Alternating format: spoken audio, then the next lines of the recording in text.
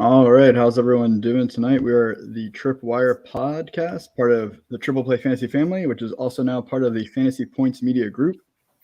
I am Zach, and I am joined tonight by Alex, Tobe, and our special guest, Jamie. We are here every Monday night with you guys before Monday Night Football on Twitter, YouTube, and Facebook, talking about your waiver wire pickups, getting ready for the next week. So we're already on to week 11. And you don't win your league at the draft. It is about making the right moves on the waiver wire that wins you championships, and we're here to help you win championships. Best way to support us is to subscribe to the Triple Play Fantasy YouTube channel, and then follow all of us on Twitter as well. You can see our Twitter handles on the screen. And like I said, our special guest tonight is Jamie. He is a senior analyst and president of operations for fan team advice. He's a DFS analyst for FF Diehards, and he's the creator of so many amazing Scott Fishbowl 11 songs. So welcome, Jamie. How you doing tonight? Doing great. I appreciate you guys having me on. I've listened before. You guys do a good job, so I'm happy to join you. We appreciate having you on as well. And you don't have to give away too much of the magic, but how long does it typically take you to write like the lyrics for these songs and to perform them and record them? This has been a fun time. I've got to figure out a way next year. You know, I'm assuming the theme isn't going to be music, so I might just be the annoying guy that's doing stuff that doesn't have to do with the theme at all. But I might have to try and figure out a way to incorporate this again. But generally, not as long as you would think. It's sometimes it just hits me what to do, and I know where it's going to fit what, and it takes me a good 30 to 40 minutes to write it, put it together. I don't have the production quality of a lot of people on Twitter, so it's just me playing, figured out how to use TikTok, how to duet with myself, and that's all it was. But yeah, they've been really fun to do. I got a couple in the works right now too. That's awesome. And for those of you who don't know what we're talking about, so Scott Fishbowl is a huge charity league that a lot of the industry is on, as well as a ton of fans. We're all in the league. And this year's theme is music. There's a theme every year. So Jamie is very talented with his music abilities. So he's been singing basically parody songs based on the different bands that are in the league for the different divisions. So check out his Twitter. He posts everything on there, but they're fantastic. So I hope a lot of people get to enjoy this as much as we do. Appreciate it. They're pinned. They're pinned to my Twitter, so you can access them pretty easily. But I appreciate it. No problem. So if you guys can believe it, we're already on to week 11, which feels insane. It feels like the season's flying by, and then also slow at the same time. So we have players that are rostered in less than 50% of leagues is who we're talking about this week. So just to give you guys a heads up on the week 11 buys, there's two teams, the Denver Broncos and the Los Angeles Rams. So quite a few amount of starters that you're probably typically playing between those two teams that you have to worry about this week. And then looking ahead to week 12, again, only two teams, but we're talking about the Arizona Cardinals and the Kansas City Chiefs. So a lot of players between those two teams as well. So you might want to plan ahead this week as you're making your waiver wire decisions of who do you need to kind of get ahead of the curve to get you ready for the next couple of weeks.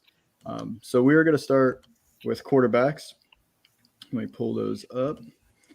All right. So we're only going to talk about a handful of players just to keep this show under hopefully 30 minutes or so. But all the quarterbacks that we are considering picking up this week are Tua Tagovailoa. He's 36.1% rostered. Daniel Jones is 32.5% rostered. Justin Fields is 18.5% rostered. And Cam Newton is 12.4% rostered. That's all on ESPN.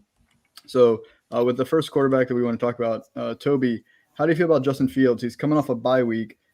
He looked solid against Pittsburgh the week before in week 9, and then he looked great against San Francisco when Matt Nagy was not there in week 8.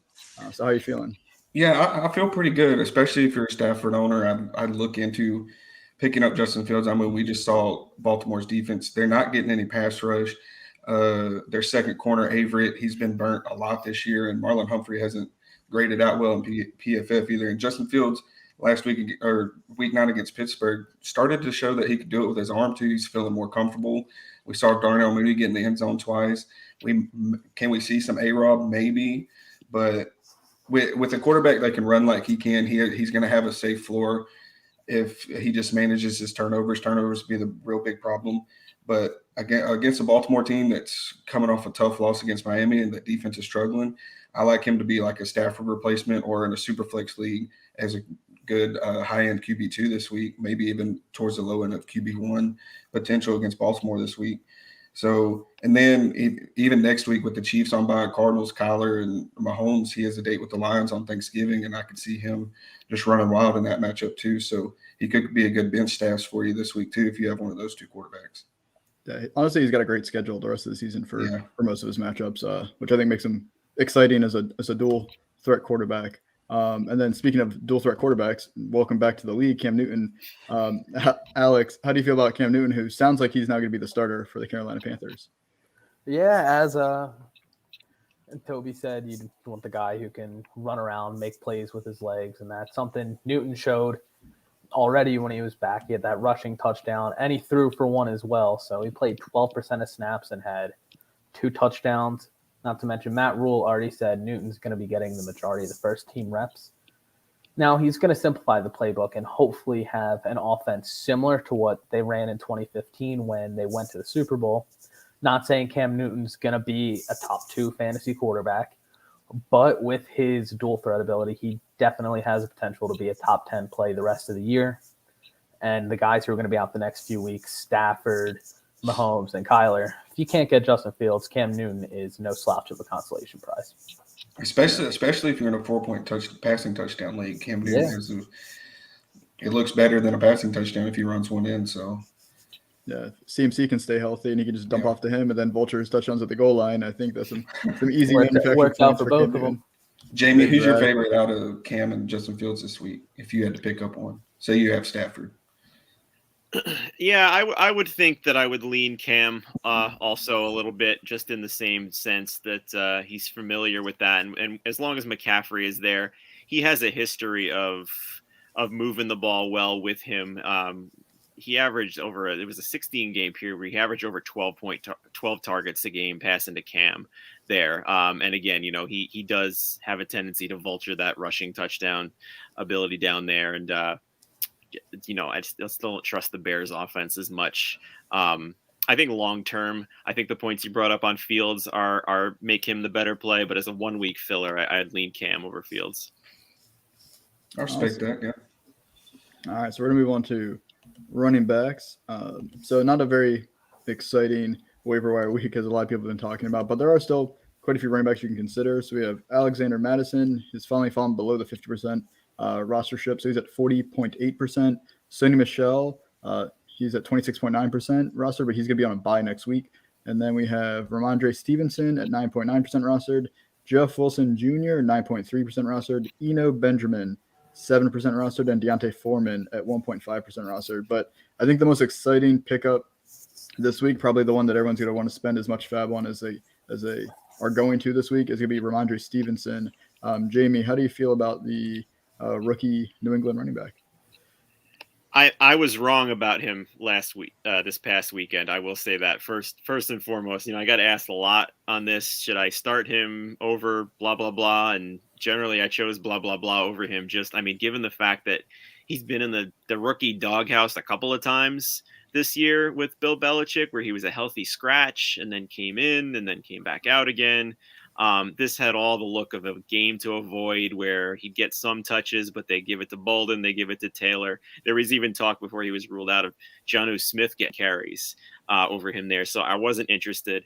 Definitely am now. You gotta pay attention after a guy runs for 6.2 yards per carry in week 9 and then 5 last week with a full workload, 24 touches in that game. It's hard to imagine that he would take over for Damian Harris, but I think he's at least played well enough to force a little bit closer of a split. And just the fact that the Patriots play on Thursday, I would lean on the pessimistic side of Damian Harris coming back for that. He didn't participate in today's the walkthrough and practice they had today. So Atlanta's a really good matchup for running backs, allowing the 4th most fantasy points per game to the position. So definitely especially if you're in a bind, I'm good spending 20-25% of your budget, even more if you're nearing the end and you haven't really spent it on much. Like, get them on your team. Perfect. That was it. That was what I was going to ask you is how much did you feel about spending? Because it does sound like there's a chance that Damian Harris might not go this Thursday night, or even if he does, like you said, Ramondre Stevenson might get enough touches. So, do you think if you need a win, do you think he's your top pickup for like whether it's Fab or whether it's a top waiver priority? Yeah, I would say of the guys you're talking about rostered in less than 50%, he would definitely be the one that I would look to spend the most on. There's a receiver too that I think you have to pay attention, that I guess we'll talk about maybe later on, but he definitely seems to be someone that warrants your attention in Fab. I think you can go a little aggressive on him. Perfect.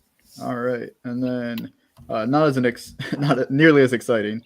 But the other running back we wanted to talk about is Deante Foreman of the Tennessee Titans. He's getting a revenge matchup, if you will, going against Houston this week. He's only 1.5% rostered, so there's a good chance that he's available. Toby, what do you like about Deante Foreman, or do you not like it? I mean, I'd be interested if I'm struggling to find running backs, you can take as many running backs as you want in fantasy football if they're getting opportunity. And I mean, he outcarried Adrian Peterson. He only outsnapped him by 1, but he touched the ball in 61% of the time that he was getting snaps, and Peterson was only 45%. So, I mean, against his Texas team, the Texas defense is not good by any means. So you can see him rip off a few good carries, get hot, and stay in the game and just keep on getting them. So if you have like a Darrell Henderson or a Javonte, Melvin Gordon this week, and you just need a fill-in, and you strike out on maybe some of these receivers to play in your flex or Ramondre Stevenson, I'd look at Foreman. I think they're going to score points at ease. And even if when they get up, they might not rely on a 36, 30, whatever, however old Adrian Peterson is, and have Foreman in the game. So he could be a sneaky play. Deep league, especially. If you're in a real deep league, I would look to get him on your team. Cool. And Alex, with Deante Foreman, how much do you think you should spend? Let's say it's a standard 12-team league, and then if it's a deeper league. 12-team league, you can honestly probably get them with like a $2 to $3 bid at the most. If you want to play it safe, if you still have a decent bid, you can throw a $5 out there. And at this point in the season, if you still have any fab left, you're playing with house money. So I'd be willing to throw like 2 to 3 in a 12-team league. But if it's a deeper league, then I'd probably be willing to throw close to like 8, 9 just to basically reassure that you're going to get him. Because at that point, if you're trying to add him, you're pretty desperate for running back help. Yeah, no, that makes perfect sense. Yeah, I mean, for me, I just love the matchup, and like I said, if it's that deep or if you're struggling that much, and that's what you're looking for in the waiver wire, then I think he's at least worth a speculative pickup. All right, so a little more flashy. We're going to talk about wide receivers. A lot of them are still in the same list that we've talked about before, so we're going to try to mix it up a little bit. But the wide receivers that are under 50% right now that we wanted to highlight are Darnell Mooney, 46.7%. He dropped down with the bye week this past week. We have Elijah Moore, 36.3% rostered. Rashad Bateman, 32.5% rostered. Donovan Peoples-Jones at 17.6% rostered. Jamal Agnew at 8.1% rostered. And Marcus Johnson at 0% rostered. So the first one I want to talk about is Rashad Bateman, part of the Ravens. So he played on Thursday Night Football last week, so you might have already forgotten about him, focusing on Sunday. But Jamie, how do you feel about him? He's got a tough matchup going against Chicago this week. Yeah, but I think the big test with him this past week, we were using him definitely in DFS with his cheap price tags. We were using him a lot with Sammy Watkins out, just given the fact that Baltimore with their old guys at running back has kind of turned into a more pass-heavy offense this year after J.K. Dobbins got hurt. And actually, the metric I use with pass rate over expectation from Pro Football Focus, they're actually passing over the league average right now. So the big test this past week was when Sammy Watkins returned and Bateman was still on the field for 60% of the snaps, and he got 8 targets for the second straight week. So I think that this is probably my favorite waiver pickup of the ones we talked about so far. given the fact that he's someone that you can put in your lineup now and going forward. I don't know the long-term outlook for Ramondre Stevenson, who I talked about before, or, what they're going to do with Deante Foreman for Tennessee with the other two back there. I do think we can bank on a role for Bateman in this offense, and it's a pretty dynamic offense as well. So he's one that I think should be owned, and you can consider starting him, especially the Rams and Broncos are on buys. There's some significant receivers there. One less with Robert Woods, unfortunately, but you might need a fill-in, and he's a good one. No, I 100% agree with you, Jamie. Last week when we briefly highlighted him, I said Bateman has a good shot to be a wide receiver too for the rest of the season. Am I too low? Am I too high? Are they realistic? What are your expectations for the rest of the year for him? Yeah, no, I mean, I think the fact that he proved that he was the wide receiver 2 with Watkins on the field and with Andrews getting a full complement of targets is enough for me to see that. So yeah, I'm with the Ravens' new passing attack. I'm good with Bateman as definitely a high-end wide receiver 3, easily with wide receiver 2 upside there too. I agree with you. Awesome. And the last wide receiver we want to highlight, we've never talked about him before. Honestly, I didn't even know the name until this week. It's Marcus Johnson of the Tennessee Titans. He's got a great matchup with Houston, 0% rostered. So no matter what league you're in, I am sure he's available. He's probably even available in Scott Fishbowl for waivers this week. I'd be shocked if he's not available in your division. So check on that. But for me, like Checking I said, that right now. yeah, I haven't even heard of him, but in his last 3 games without Julio Jones, Colts, didn't he? I think he was an Eagles legend at some point too. Yeah. He can run the 9 route like no other. There you go. But I saw this Heath Cummings, who we all know from CBS, posted this earlier today. His target share in the last 3 games without Julio Jones was week 5, he had 23.8%, week 8, 15.6%, and then this past week, week 10, was 22.2%. And Julio Jones is on IR, so he's gonna be out for at least a couple more games.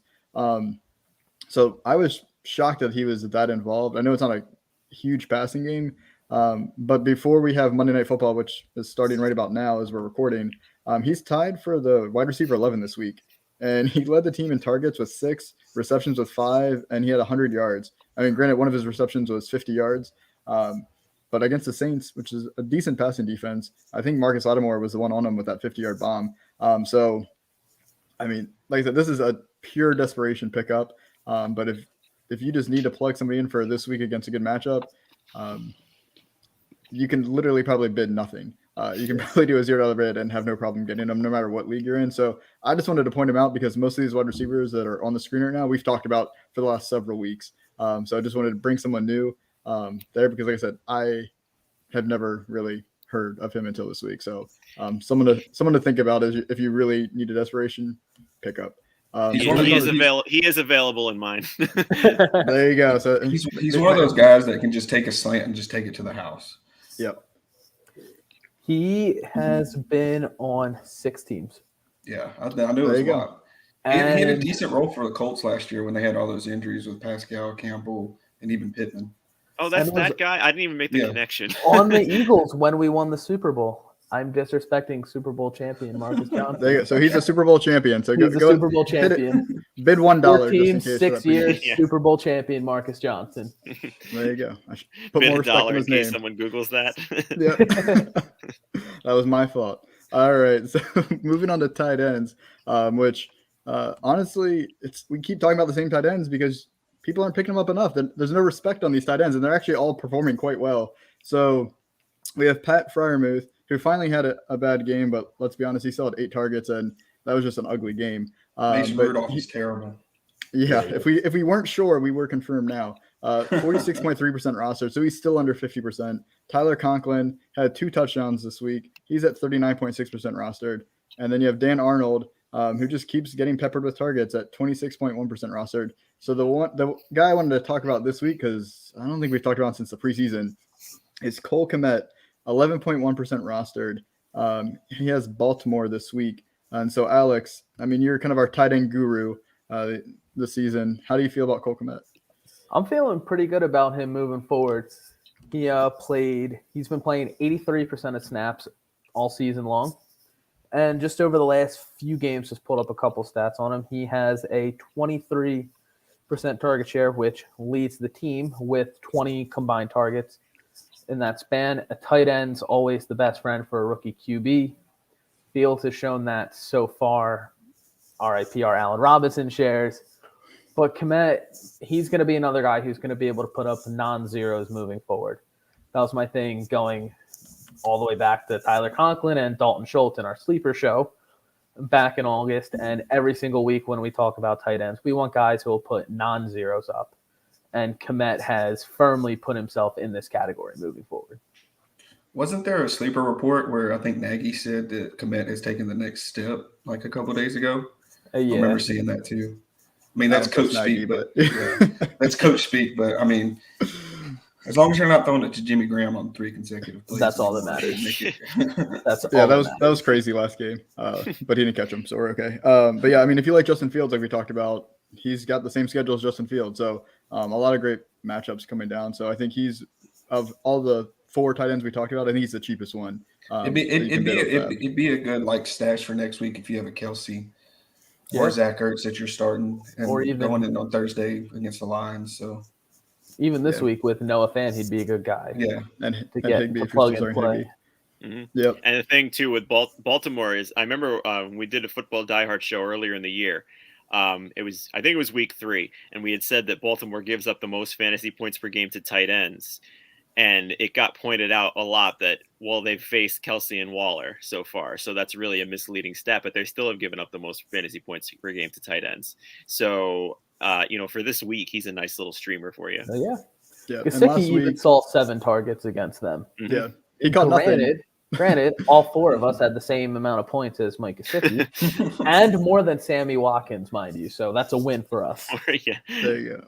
But to go back to the Miami Dolphins with Gesicki, I think he had Marlon Humphrey on him for most of the game, which I don't see them putting Marlon Humphrey on Cole Kmet. I think going against the Ravens, he's going to have a much easier matchup than Gesicki did last week, just because of the wide receivers and the scheme that they're going to face with the Bears. So if you're scared off of Kmet because of Gesicki last week, I think it's a completely different defensive scheme going against the Bears.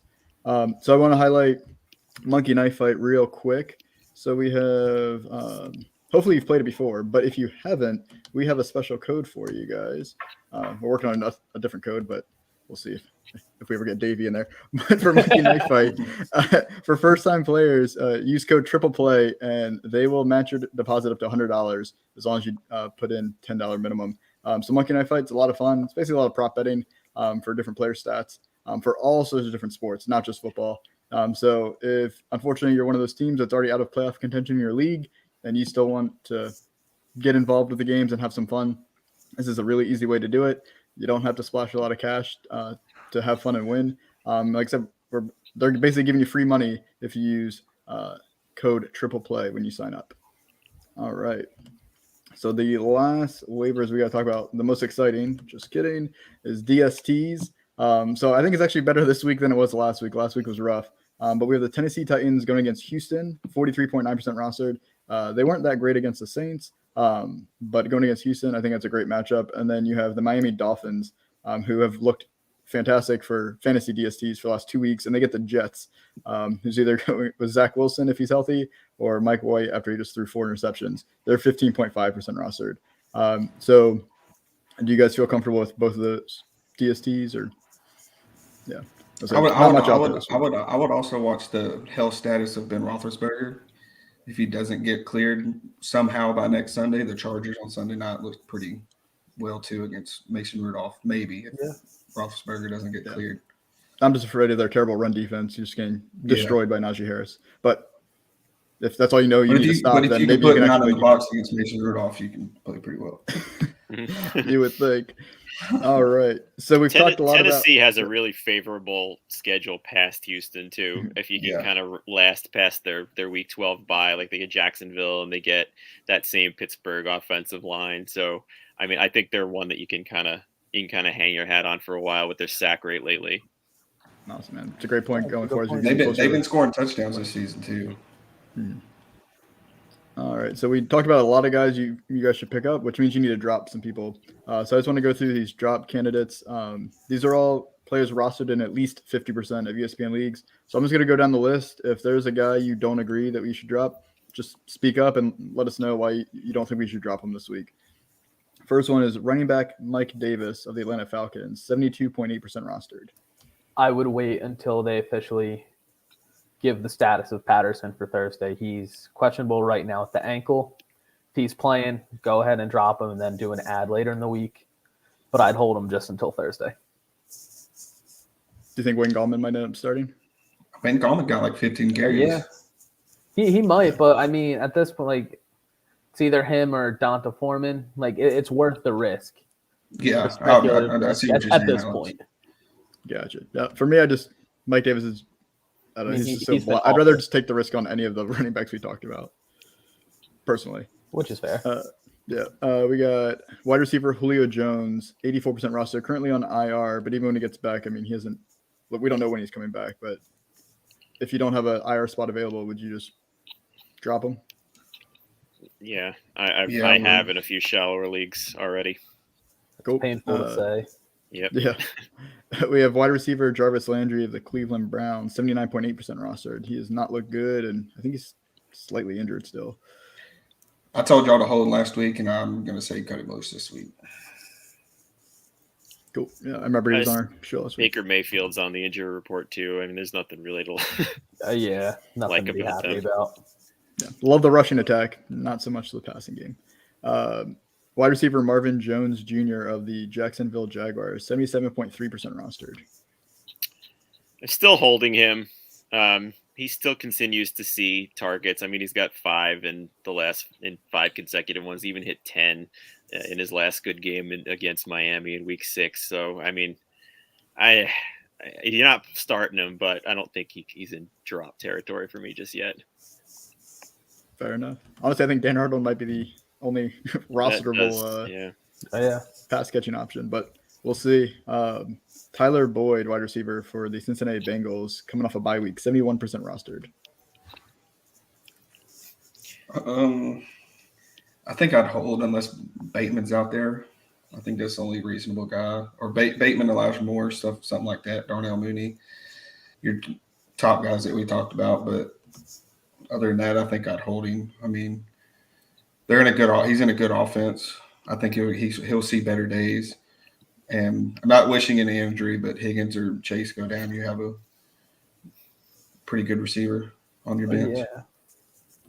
All right, and then the last one is a big name, but he's been injured throughout the year, and coming off a bye week is wide receiver Kenny Gallaudet of the New York Giants, 60.3% rostered. I'm surprised he's still over 50%, honestly. I don't like him. I know you're struggling, Jamie. This is a tough one to talk about for me. This one hurts. I'm not dropping him yet because Sterling Shepard is even more injury prone on that team. But I could do a whole half hour on our offensive coordinator and his struggles to get Gallaudet the ball and anybody else. But no, I don't argue it. I wouldn't argue it. Speaking of Gallaudet, Jamie, my one league, absolutely desperate times call for desperate measures. Russell Gage or Kenny Gallaudet, who would you play this week? Standard PPR league. Who are the Falcons playing? I'd go. They're playing New England. Yeah, I'd go Gallaudet in a what looks like a better game environment. It doesn't look like Shepard's going to be back. So, if you follow game script there, they're going to be testing. Yeah. I think I'd start Marcus Johnson. I hear he's unowned. Super Bowl legend Marcus Johnson. That's a glory play right there. Put some respect on his name. All right. Well, Jamie, we thank you for joining us. Can you remind everyone where they can find you and all your content? Feel free to plug whatever you want. Yeah, JAC3600 on Twitter. Cash game articles for DFS come out on Wednesday on Football Diehards. GPP stack articles on Thursday, and then my game-by-game breakdown at Fantasy Team Advice on usually either Friday night or Saturday morning. And then we have our YouTube show Wednesdays at 8:30 p.m. Eastern and Sundays at 10 a.m. Eastern on the YouTube channel for Football Diehards. And I appreciate you guys having me on. I had a lot of fun. No, it was awesome. It was a pleasure having you on here. And then we'll be back next Monday night, right before Monday Night Football again, 8 p.m. Get you ready for Week 12 with another special guest. Triple Play Fantasy has a ton of shows all week. We have a lot of content coming out with football, basketball, and baseball. So the best way to support the show is to subscribe to the Triple Play Fantasy channel on YouTube so you don't miss any of those awesome shows and don't miss any of the articles on the website. And then you can follow our show at the Tripwire Pod on Twitter and then follow all of us on Twitter as well. So Alex and Toby, anything else before we head out? Just working on a couple of dynasty pieces, but that's pretty much it. You guys will see them on the site in the upcoming days. You get 2 wallpaper Wednesdays this week. That's all I got. Bonus. Awesome. Well, enjoy the Monday Night Football, guys, and all you guys out there, good luck for Week 11. Hopefully get those wins for get you ready for the playoffs. We'll see you guys next week.